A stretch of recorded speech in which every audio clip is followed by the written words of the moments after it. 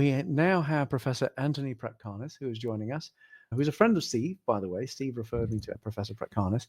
Professor Pratkanis is a renowned psychology professor from the University of California, Santa Cruz, and is the author of The Persuasion Age and also the book, The Age of Propaganda.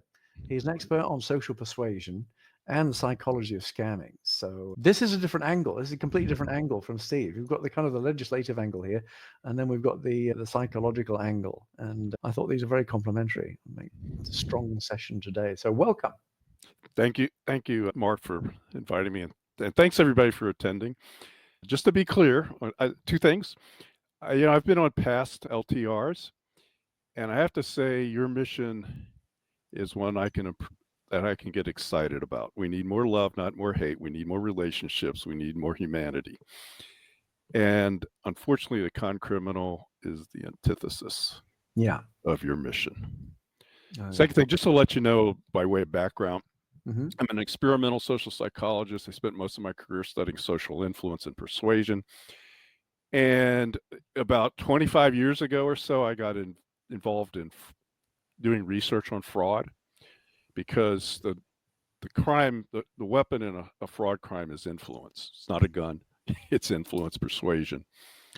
And so I did a number of research. So we're going to talk about our findings. We're going to talk about those sorts of things today. But we did things like reverse boiler rooms, where we call victims and warn them. I've looked at undercover tapes to look at the social influence criminals use. We've done victim surveys. We've done interventions. We've been working with people who work with fraud victims for healing. And so that's the basis of knowledge we're going to talk about today. Just to be clear, it's not making this stuff up. Great. I mean, it's research led, which makes this particularly unique and valuable for us. Thank you very much. What is a reverse boiler room? Okay, so reverse boiler room, this is when a con criminal gets arrested by law enforcement. They seize their assets, and one of their most valuable assets is a call list. And these call lists will have detailed information about the victim. So when law enforcement did that, they turned it over to a reverse boiler room. And so this was run out of Santa Monica with Y Senior Center. There you go. And what they would do is they had volunteers come in and call people and say, look, you're on a victim list. You're likely to be targeted, because they sell them. And then we would have prevention messages. So one of the questions was, is this worth anything? I mean, are we just wasting our time calling people? And the second question was, what kind of prevention messages work the best? And in one case, which one didn't work at all and actually increased victimization. So this is, but anyway, so what we did was we set up research. I don't know if this is more detail, you can cut me off. No, that's fine. What we did was we did research where we would call the victim with a prevention message. And then 3 to 5 days later, we would have somebody call them and try to take them in a scam. Oh, yeah.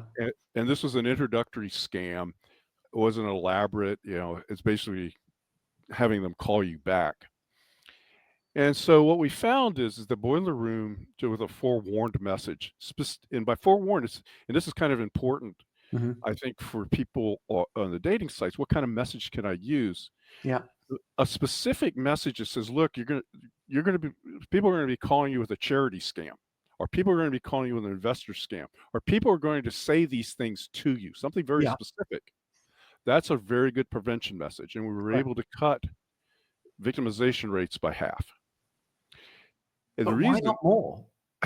Well, we have other ways to do it, and we can get it down to about a third. I'll give you the second one next. Still too high.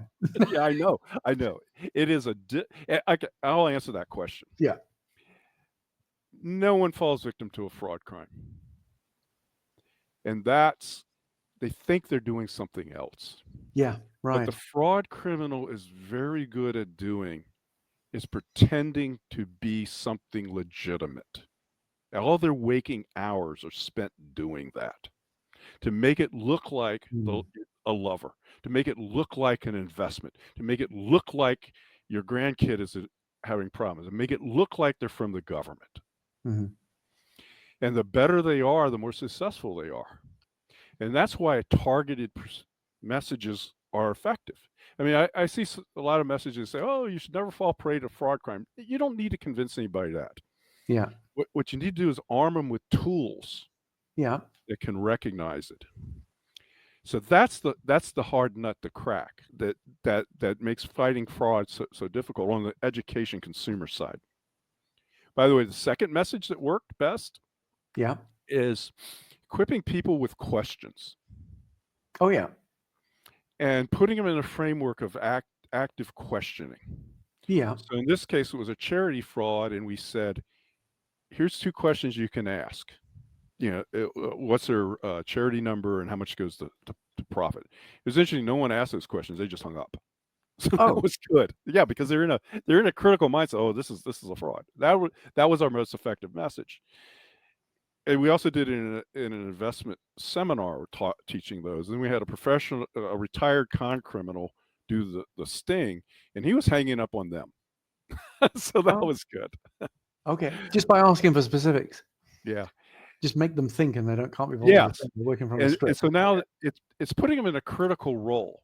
Yeah. They're thinking, oh, okay, why is this for real? And that even more than the questions. Gotcha. The flip, by the way, you want to know the one that didn't work and we stopped Of the course. Yeah. research? That's my next question. I was like, what was the Yeah, one that increased the, yeah. good. Yeah, so this one we stopped. And we didn't finish the research because it was actually increasing fraud, Yeah. victimization. Yeah. And we were testing different messages, and one of the fraud fighters, she said, oh, here's what I tell people. Imagine somebody coming up to your door with a ski mask and knocking on it. Would you let them in? It's the same yeah. thing with fraud. That message increased victimization. So what can we learn from that? First of all, it's a good idea to test. I mean, she'd been doing this for like 15, 20 years. Second, why did that happen? Well, it didn't equip the person with any knowledge. Right. It didn't say what the fraud criminal looked like coming to your particular case, like on your platforms, your romance fraud. But it put them in a mind, it primed for them for clear and obvious. And Yes, you got to prime for the opposite. exactly. So, And one more thing. These are people who are victims, potential victims. It made them defensive. You're basically telling that person, gee, man, you're stupid to let one of these mass criminals into your house. You're stupid. And so it threatened their self-esteem. It threatened who they are. And what's a reaction to that? Oh, no, that's just not true. And so the message gets rejected. And how do you show them? Well, I'll answer the next one and get, basically right. not have any impact, and just the opposite impact. I'll prove that this guy's legit. And I think that connects with a term that you've got. I looked through some of your research and presentations, and you've got a term here, victim deficit model of fraud. I Yes. think that's related to what you just talked about. Can you Yeah, unpack and also rationalization trap. We can talk about both of those. I see. So and this is I had some good news when I was in the chat rooms. Yeah. Mark. Yeah. Oh, yeah. Because one of the things that people think about about fraud is I never fall prey to that. Oh, that person's stupid. That person's gullible. That person just doesn't think. That person's naive. Mm-hmm. That person's lonely. That person's greedy. That person has a risk assessment. There's something wrong with that human being. And that leads to victim blaming. Yeah. Oh, yeah, see, they should have known better. The truth is, any of us can be a victim. Yeah. I have a friend, he's a magician, he does pickpocketing, and he also had one of those reality TV shows where, they go out and scam people and, like the Real Hustle kinds of shows, Apollo Robbins. And everybody asked him, oh, how do you choose that person? Mm-hmm. And his answer is, I look for somebody who's breathing. Oh, what? Oh, I look for somebody who's breathing. God. And I agree 100% with him, because we all can fall victim. Yeah. And how do we know that? So this is research that I started, where we had matched samples, somebody who had been a victim and a matched sample, and we did a survey. And we started profiling on personality variables. And also a previous study by AARP did it on demographics and psychographics and those kind of variables. And you find that none of those variables predict victimization. You know, they're not more. Some victims are greedy. Some victims are not greedy. Mhm. I mean, what? Some victims, know know a lot. Some people don't. It doesn't matter. Hmm. What you find is that the fraud is oftentimes tailored to the victim, and this makes it pernicious on the types of platforms in romance, dating platforms, the kinds of stuff we're talking about. Because I can get a boatload of information about you, interviewing you in the chat or whatever, reading your profile. And so I can tailor the fraud to fit you. We first found this, there was a personality variable called internal external locus of control. External locus of control is, the world controls me, it's just luck. Internal locus of control, I control the world. I'm the alpha. Yeah. And people said, oh, fraud victims, they're going to be that external locus of control. They're just floating along. What we found was for lottery fraud, you tended to be higher in external locus of control. Oh, it's luck. Today might be my lucky day. I see. Yeah. For investment fraud, you were high in internal locus of control. I'm in charge. I'm going to be the one doing my investment. But is that causation or correlation? It seems to me the people who would be more inclined to invest would be the ones that were willing to take control of their investment and not gamble. Yes. It's still a gamble, but they tend to be proactive and pull the trigger. Yeah. Whereas, and our match control is people who are investment people that didn't fall prey. So it is correlational, but it is a match control. I see. Okay. But the point is, the criminal was tailoring the fraud to who that person is. And, in a call list, you'll see margin notes. Try them on this fraud instead. They didn't like this one. They're profiling. They're figuring out what your hot button is. Gotcha. Okay, that's probably more than you need to know, but let's go on to the next question. That's interesting. I think one of the things that we're not so aware of is that these guys work together and they share notes and databases and my goodness. So you mentioned tools. You use the word tools. Let's go down that avenue. What tools influence can we tactics? use? I mean, tactics and tools. Talking about what the criminal does, right? Actually, one of the other things you mentioned was that you can't prejudge. You basically don't know who is going to be more likely to fall prey. It's like that we kind of want to. I think the dating industry would tend to think that we've got a broad concept of the groups that would be more inclined, more likely to fall. So you're blowing that open. You're saying that's not true.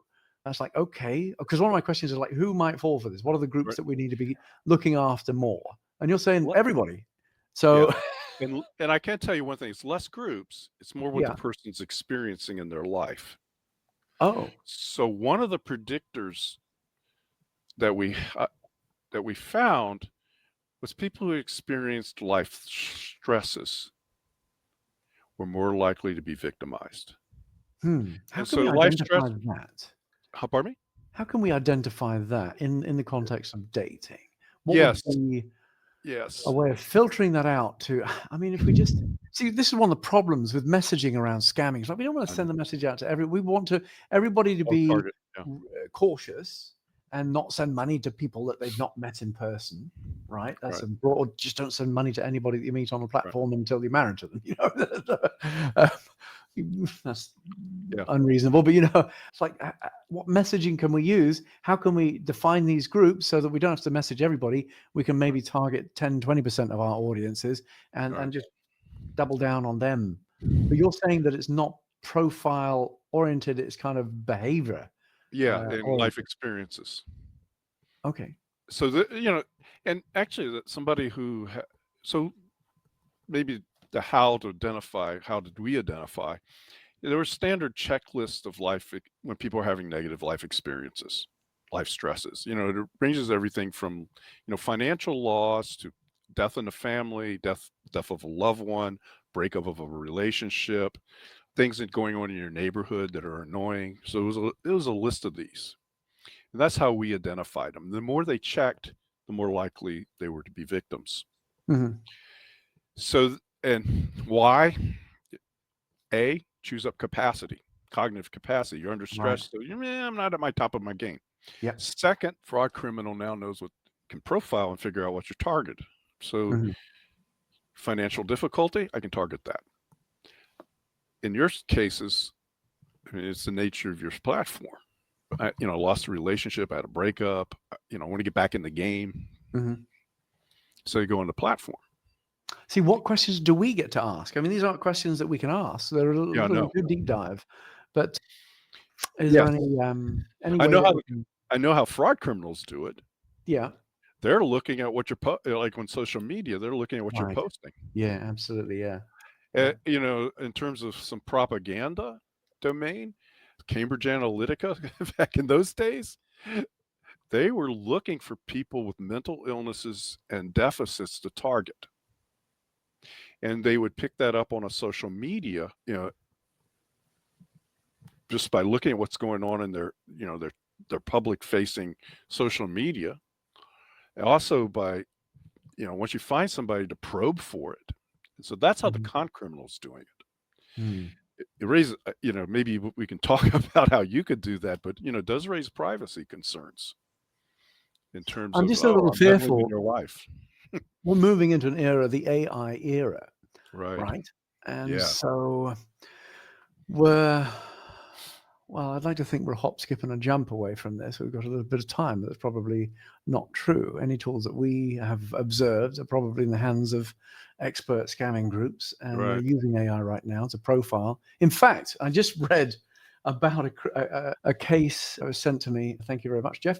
There was a lady who was scammed out of around about $800,000, and she thought she was dating Brad Pitt Right. on some platform somehow. And the reason she thought she was dating Brad Pitt is because they actually did. And I just came back from the 1 billion summit, or the 1 billion follower summit in Dubai, and I was on a tech stage the whole time looking at the AI tools, and there was a really good VFX. It's like how to use VFX in your social media. The guy was amazing, but he was also showing that you can actually do real-time overlays, face overlays now, and they're very compelling. We saw this with Tom Cruise, of course, Right. on social media. But you can do that real time now, and that's Yeah. essentially what they did.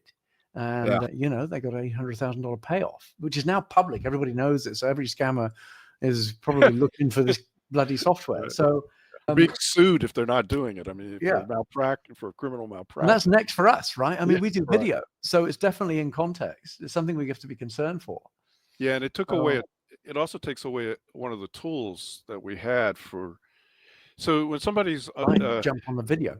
yeah, Yeah, under the ether, yeah, caught up in a crime, we call rationalization trap. We can talk about that in a minute. One of the ways to help them out of that is not to lecture them, though, you're stupid for falling prey, but to look for subtle hypocrisies oh yeah, that then allow them to figure it out for themselves.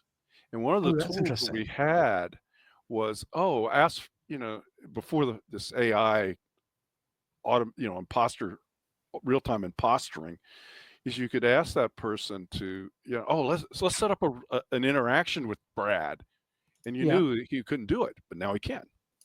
yeah. But anyway, the bigger picture, and maybe you want to follow up, I don't know. It's your interview, man. But anyway, one of the ways to help person out, don't lecture, but help them see the hypocrisy Yeah, of the situation. But the you've got AI a thing few is going to terms be a actually, whole, which I whole nother. Yeah, you've got a few terms that I pulled out. we'll Yeah, do rational. that was one of my Yeah, questions. let's do that one. What is a Yeah, rationalization trap? because this is what. So there's a lot of terms that get used, like under the ether, brainwashed, hypnotized, drank the Kool-Aid. All these terms are when somebody's in a situation where you tell them, look, that's a scammer, that's not right, and they deny Mm, it. yeah, right. So and those terms are descriptive, but they don't help you understand why. So the idea of a rationalization trap, for those folks that remember their intro social psychology class, this was Leon Festinger's cognitive dissonance, is when you're caught in a rationalization trap, you have two conflicting beliefs. I'm a good human being. I'm smart, capable. I just sent my money to a fraud criminal.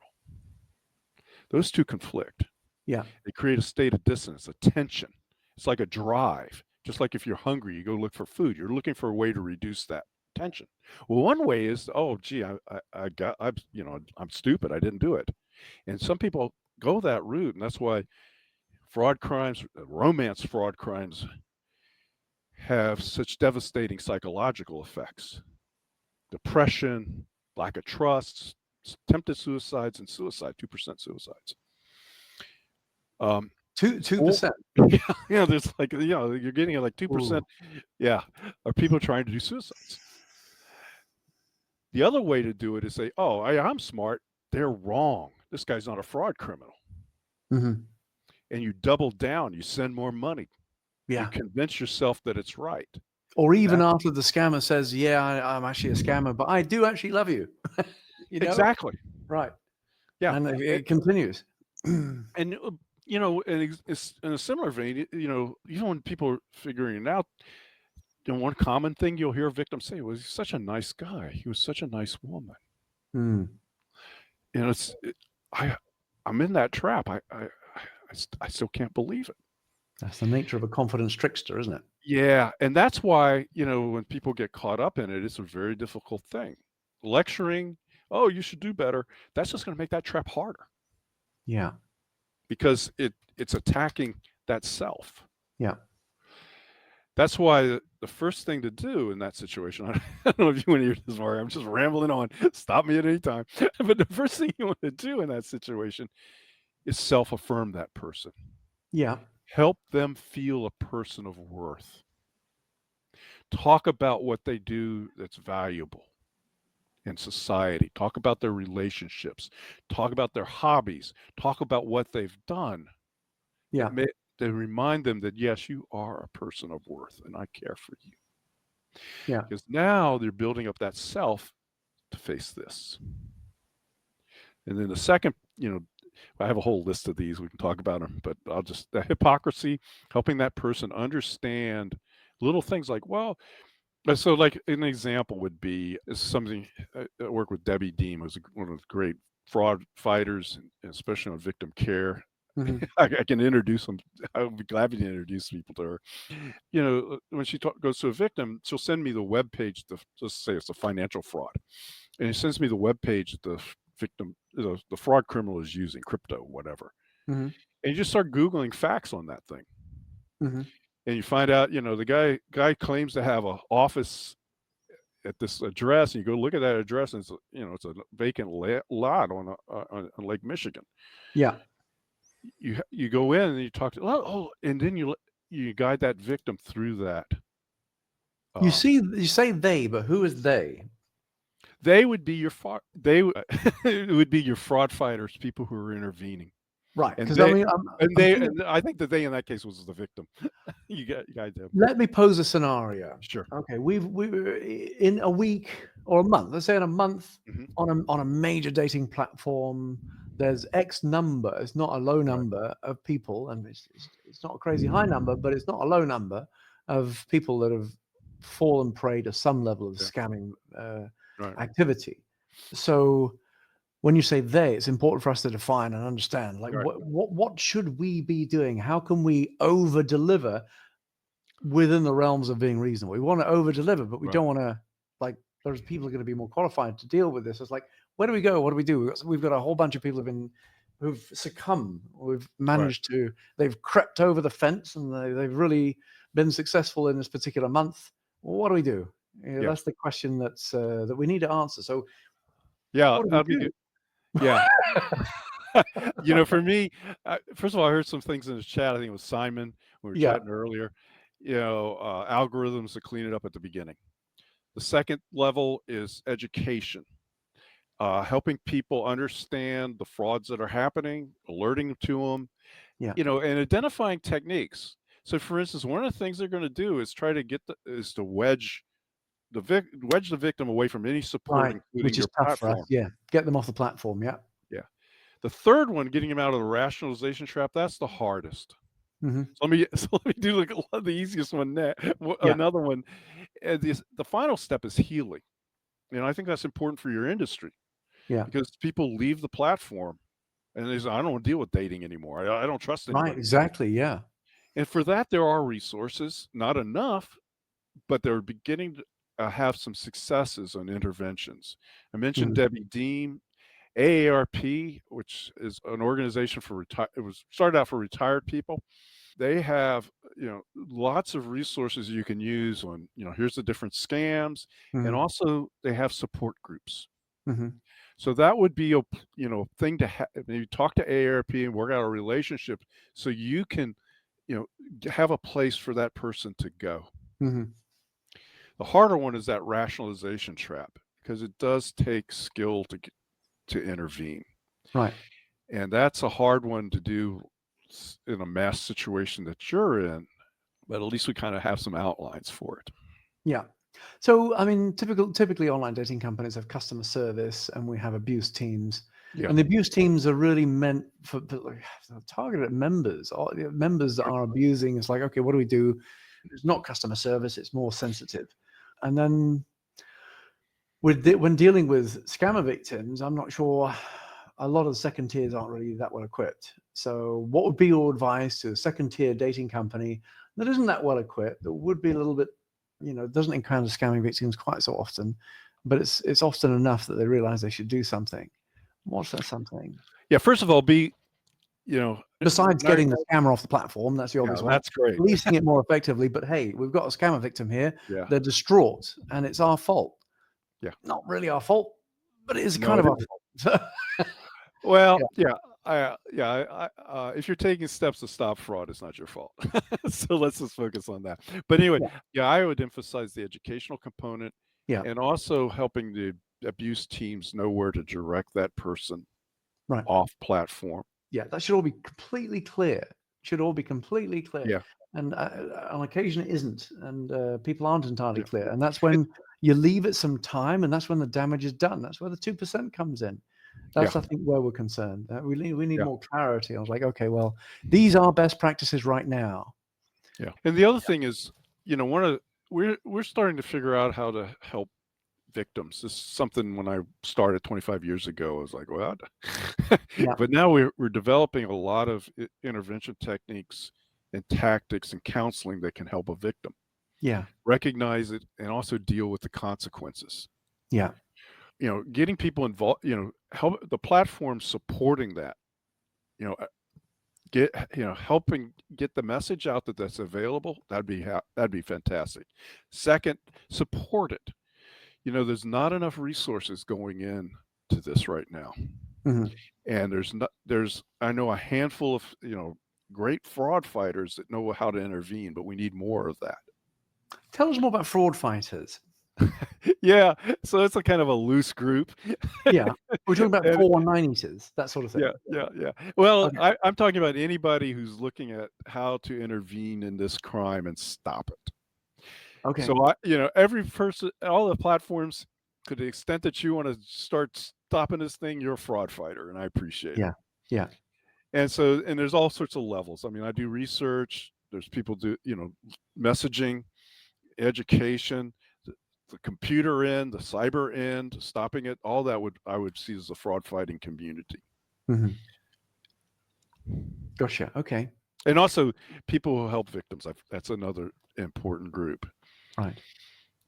I think that's where we need bolstering the Yeah, groups that help the victims, yeah, because I think the industry sees this as kind of it's our responsibility to keep them off. But what do we do when they do get through? They usually take the victim off the platform. We don't even get to know about it a lot of times. And even when we do get to know about it, we've got general advice. But is it our job to counsel? Should we be doing that? I mean, what happens if we do that wrong? So, yeah, so that's kind of the frame of mind and thought process for the dating industry. It's like it sucks. It keeps us awake. We know we need to do more. It'd be good to know what would be minimum effective dose, dare I say it, that would have the biggest effect, and then the groups that we can make sure they are in the hands of. You Right. know? Yes. So Yeah, and also, first of all, taking that, I appreciate every fight. Taking those steps are great. I yeah, appreciate that. It's on mission, on your mission. yeah, And also, one thing to think about in fraud fighting is it's an iterative process, because as you intervene, you learn, and there may be opportunities to do more fraud fighting once you get involved. yeah, Maybe healing could be a possibility because you want those folks back on your site. yeah, But that's down the road. yeah. It's also iterative because your fraud criminal is going to morph. They'll Oh change yeah, their tactics. yeah, And when you come up with a prevention message, they'll mirror it back and, oh no, I'm not, I'm working with the FBI. I'm not doing that. That's the kind of thing they'll immediately do. yeah. So you have to it's an iterative process. And so, in terms of the insides of the people that work in this industry, every time you take a step to stop a fraud, that's a victory. Yeah. Tomorrow it might be another one, and you want to do another victory. Yeah. In terms of the bottom line, you tell me. I think, I know a lot of people don't want to be on your sites because of this, and building that trust is going to be huge. Yeah. To reach those people, Gotcha. restoring the trust, and so that would be part of the business line. Bottom line, as I see it. Look, I don't know how we've done this. I've asked about 3 questions from my list of 15 questions. Professor Pratkanis, our job is not done here. We're going to have a longer talk. Yeah, I'd love to answer questions. What idea, and also shout out to Simon, ODDA, what idea and ODDA can do to help the industry do more with this. You've got deep knowledge on this, that we are not done here. And Steve. So I think that's my big takeaway from this. I do have a question from Benji. Benji, thank you for your question. Yeah. You've spoken a lot about the victim side. What is the profile of the fraudster? Are there ways to identify activity or habits that are more unique to fraudsters? Yeah, they're sociopaths. Yeah, sorry. Sociopaths, right. They're the ones that pull wings off of flies. And with one exception, there's one exception. I mean, some of the romance fraud that turns into crypto fraud, that's out of Asia, and those folks are basically trafficked. People who are doing calls are oftentimes trafficked, and they're held captive in compounds, and they're caught, and they got a quota or they get beat. Yeah. But and a lot of the crime you're seeing today is international, from different countries, like these compounds in Southeast Asia. So that's a lot. In terms of recognizing them on your platform, Benji, they're going to act as, the better they are at committing this crime, the more likely they're to act like what you would expect from anybody on your romance platform. That's tricky. That's not helping us. Yeah. No. I wish I could give you. Oh yeah, here's your magic bullet. Yeah. No. There are ways. Cyber side. I think Simon mentioned this earlier. At least we did a table chat. Looking for the IP addresses, looking for those kind of patternings. Yeah. That you find, and that's been successful in other domains. Fingerprinting. I mean, that's the likes of Iovation. There's actually a few companies that have done fingerprinting before. Right. Iovation, Threat Metrics, and 41st Parameter. That's fantastic. Yeah, and that's your best shot. The second thing is once they're on the platform, they're going to mimic somebody falling in love. Pardon me. Yeah. And you can look at how easy it is from a fraud criminal standpoint. One of the, how do you fall in love? That's the normal reciprocity, the dance of self-disclosures. You say a little about you, I say a little about me. We dance, right? Yeah. And we reciprocate. A fraud criminal is going to mimic that. Yeah. And to see how much easier it is for the fraud criminal. Oh, you're a Seahawk fan? Well, I'm a Seahawk fan. Yeah. And I picked something up on your profile, and I mirrored back. Oh yeah, I think teachers should be respected more. Oh, you're a teacher. Yeah. And so you can see that and that's the difficult part. Yeah. I wonder, for me, I'm willing to get excited about this if you are. I'd be interested in looking at those kinds of techniques and how we could intervene with a prevention message. Yeah. Okay. That's interesting. So actually Even doing research across the dating platforms. Yeah, Oh, that's and very s- interesting. and seeing, okay, how do these, normal reciprocity I get. This is something I did earlier. It's a book called Weapons of Fraud. Yeah. That's the undercover uh, tapes that the law enforcement would tape a fraud criminal and take over the victim's line and monitor it. And so we got those tapes and we could analyze how they did the influence. Yeah. So how are people doing it? And can there be ways, either general or specific prevention messages that could alert people to what's going on? So I think one of you stop me in time. I think we ran over, but I don't This care. is very I interesting. love it. There's I actually love this this is a stuff. good pivot point for us, Yes. because you've mentioned that, okay, there would be an interest probably from the research community, academics that would At take least an me. interest in you. Yeah. Great, yeah, but you're point person for others as Right. well. I Yeah. mean, Hopefully. who knows? We might inundate Yeah. you. I hope we could inundate you, but why don't we do this right now? We've got a bunch of CEOs of online dating companies. Let's go hit the tables, folks. If you're interested in actually opening up your survey capability and research capability on your platforms, please come to Anthony's table. I'm going to be at that table now as well, and let's see if we can get some research hook Okay. up here right now, because Yeah. that's something that can move things forward in terms of the Yeah. messaging. It will be interesting for everybody. It serves a bigger cause. Let's do it right now. Yeah. Great. And research means, identifying what they're doing and then looking for the best way to intervene. Yeah. Yeah. Prevention. Yeah, No, absolutely. and it takes. Don't go. Stick around. I'm Yeah. gonna. I need a couple of CEOs that will dig in here. So come and meet Anthony, and we'll do a bit of Yeah. networking for however long you want, actually. Yeah. I'm Um, game. I'm game. okay,